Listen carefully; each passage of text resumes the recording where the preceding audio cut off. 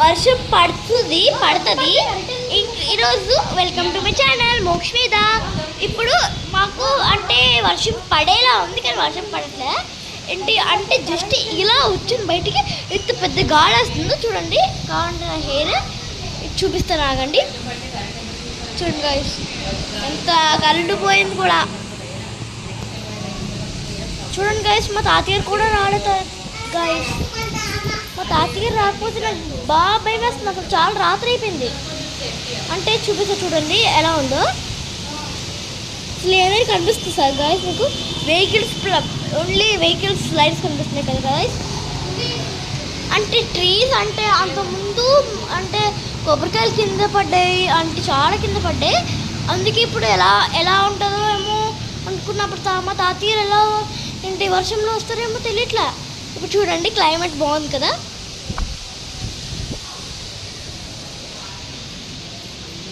Climate చూపిస్తాను, అలా end వరకు చూడండి.